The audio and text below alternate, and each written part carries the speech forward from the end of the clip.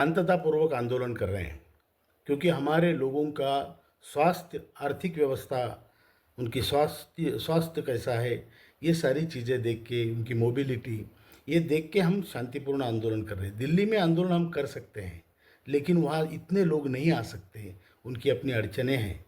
और इसलिए, और दूसरी बात यह है कि आंदोलन का, मैं पहले भी कह चुका हूँ कि आंदोलन का जो उद्देश्य है वो है सरकार के पास आपकी बात रखना, उनके कानों तक पहुँचाना।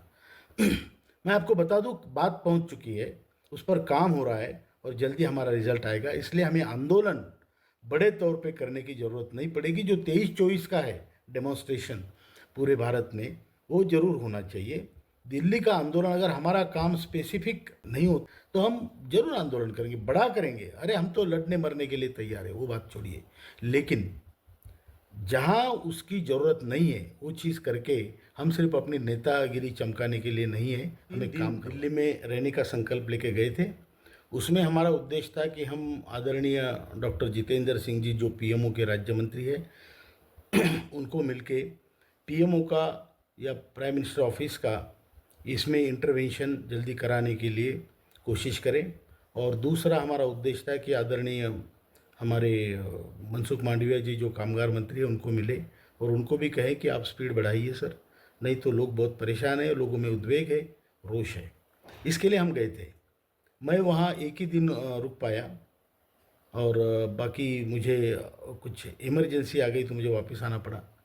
उस दिन हमने सब ये मीटिंगें तय कर ली, सबसे बात की, मीटिंगें तय हुई और उसके तहत हमारे आदरणीय वीरेंद्र सिंह जी, जो हमारे महासचिव है, और पीएन पाटिल जी, जो हमारे मुख्य सलाहकार है, और उसी प्रकार रमेश बहुगुणा जी, जो राष्ट्रीय सचिव है हमारे दिल्ली में रहने वाले।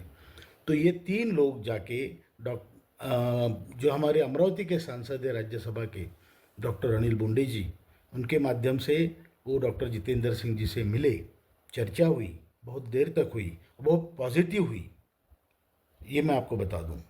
उसके बाद वो श्रम मंत्री जी से भी मिले, उन्होंने भी समय दिया। उन्होंने इतना ही कहा, भाई आपका काम मिशन मोड पे हो रहा है, मतलब जोरदार हो रहा है, वॉर फुटिंग पे हो रहा है, और आपका काम जल्दी से जल्दी होगा। आप लोगों में जाके बताइए, असंतुष्ट मत होइए। आपका जो काम है उसके ऊपर सरकार का पूरी, मतलब एनर्जी लगा रहे हैं लोग, जो उनके आईएएस अधिकारी है।